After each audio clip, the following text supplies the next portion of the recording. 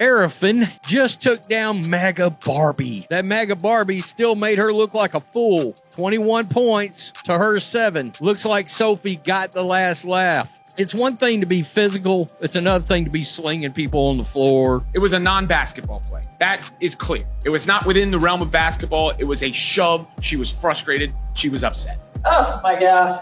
Sophie's a dog. They tried to tear her down. They pushed, they pressured. But in the end, they were the ones put in their place. I mean, after last season, I can't say I'm shocked. So now the Indiana Fever officially have 2 players in the crosshairs of these chicks in the league. In one of the most jaw-dropping moments of the WNBA season, Washington Mystics' Kiki hit Sophie Cunningham with not just 1, but 2 aggressive and intentional fouls, stunning the crowd and shaking up the game. Sophie Cunningham just got through by a rookie. This is the worst part of the WNBA. It is. The smiles afterward, let's get negative. These people are loving this. They are already now attacking Sophie Cunningham. Oh, they're mad. The MAGA Barbies got them angry. Need Kiki to whack her again. They're cheering on violence against this basketball player. From rough hits to heated trash talk, it seemed like Cunningham was outmatched and under fire. But what happened next shut down the doubters and left the Mystics wide open for all to see.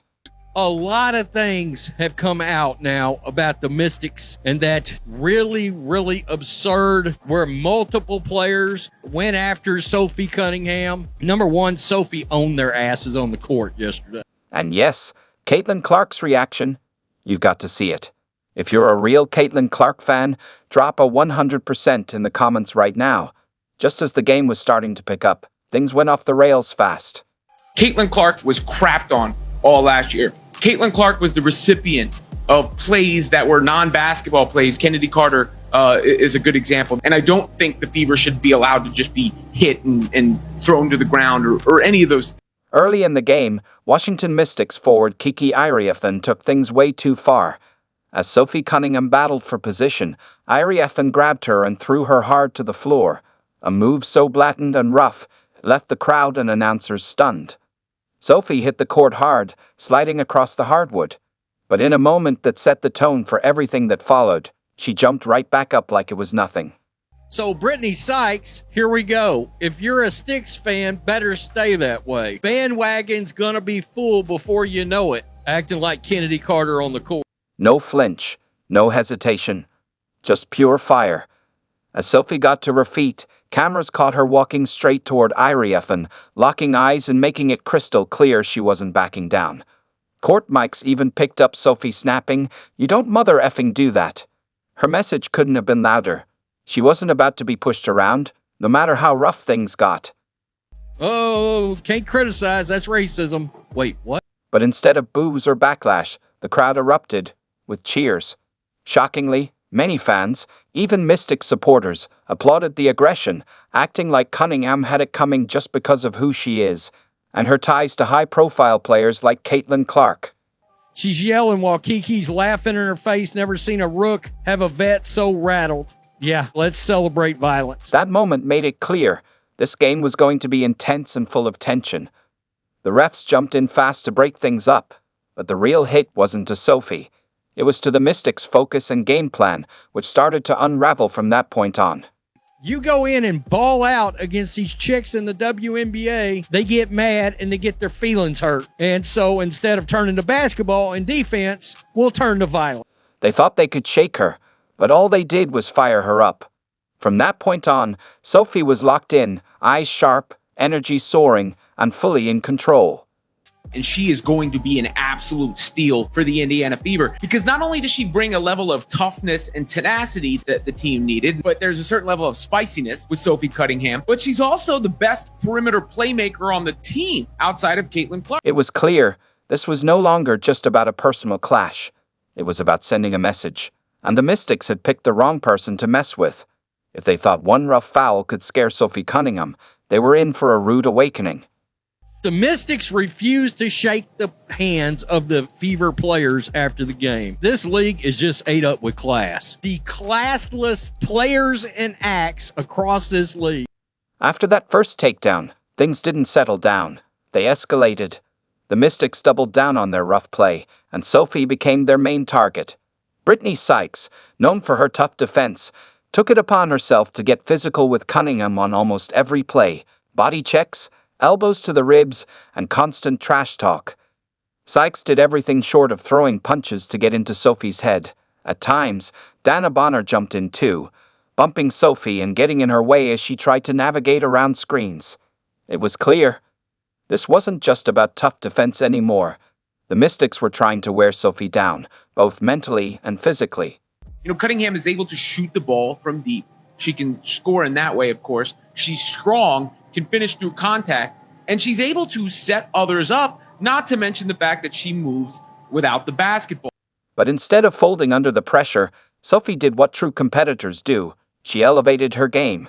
Play after play, she fought through every shove, every cheap shot, and every bump, making the Mystics pay for it on the scoreboard.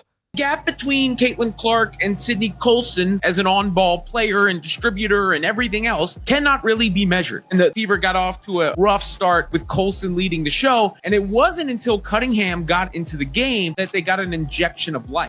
Sophie began sinking clutch three-pointers with defenders draped over her.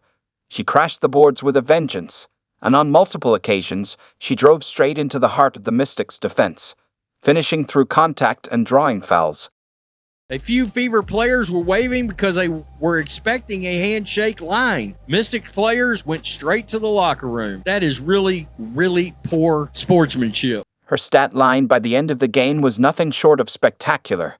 21 points, 8 rebounds, and multiple defensive stops that helped shift momentum in favor of the Indiana Fever. 34 minutes, 6 of 11 from the field, 54%, 21 points, 8 rebounds. She's been an absolute beast in this game. What made it even more humiliating for the Mystics was how calm and collected Sophie remained, even under all that pressure. No Caitlin Clark today. They set her out with a leg injury. A lot of people not happy about that. Sophie Cunningham has been an absolute beast in this game. After every basket, she didn't taunt or react. She just jogged back on defense, wearing a stone-cold expression that spoke volumes. Hit me all you want. I'm still here, and I'm still winning. The Indiana Fever have another star, Sophie Cunningham. Fans and commentators couldn't ignore it anymore. Social media exploded with clips of Sophie's gritty plays and her calm, unwavering focus. CDS Sports Podcast, Sykes is like Carter, and the coach has been very unimpressive as a person. Dirty, classless, no professionalism, bad look. Fans quickly started calling Sophie's performance one of the gutsiest of the WNBA season. Meanwhile, the Mystics' frustration reached a boiling point. Their efforts to throw Sophie off her game had completely backfired. Kiki Iriafen, who started it all, eventually fouled out after multiple infractions. Sykes and Bonner racked up fouls as well, leaving their defense in shambles. So Brittany Sykes, here we go. If you're a Sticks fan, better stay that way. Bandwagon's gonna be full before you know it, acting like Kennedy Carter on the court. As Sophie's points added up and the Fever took control, it became clear who had won the battle. The final score said it all. Indiana Fever claimed the victory, with Sophie Cunningham standing at the heart of it. She was the one who had been targeted, knocked down, and battered, but in the end, she stood taller than anyone on the floor. While Sophie's fearless performance stole the spotlight, one thing remained clear: the absence of Caitlin Clark cast a shadow over the game. We got to make sure that we're not putting Caitlin at risk for injury. We're not putting our team in a position, where we're thinking short term and not long term. It's a long season, 4 more games than last season. So we want to make sure that we're extra cautious and health and wellness first and foremost. And honestly, it's been one day at a time. How she's reacted to treatment, how she's reacted to workouts. So positive progress is being made, but we can't be short-sighted. The Indiana Fever's star rookie, Caitlin Clark, who had already taken the league by storm with her sharp shooting and playmaking, was sidelined due to a minor injury. For many, her absence raised concerns about whether the Fever could withstand the relentless physicality they had faced all season. Clark has become the face of not just her team, but arguably the entire WNBA, drawing sellout crowds and constant media attention wherever she plays. And with that fame has come a troubling trend. Opponents targeting her with excessive fouls, cheap shots, and constant verbal jabs, all in an effort to rattle her. Sophie Cunningham's fight on the court wasn't an isolated incident. It was just the latest chapter in the ongoing battle that's been playing out all season long against Clark. Caitlin seemed pretty active on the bench today. Just what was her leadership like, just kind of on the sidelines, and do you have a status for her for tomorrow as well? Yeah, first of all, her communication was outstanding. Seeing different things on the floor and being able to communicate that in huddle. I heard a lot of different voices, but when you're not playing, it gives you a different perspective. And I felt like she did a really good job of that with her teammates, and she did a really good job of that with us in the coaching staff. Just different things that she's seeing, different pointers for us in terms of maybe even communication style.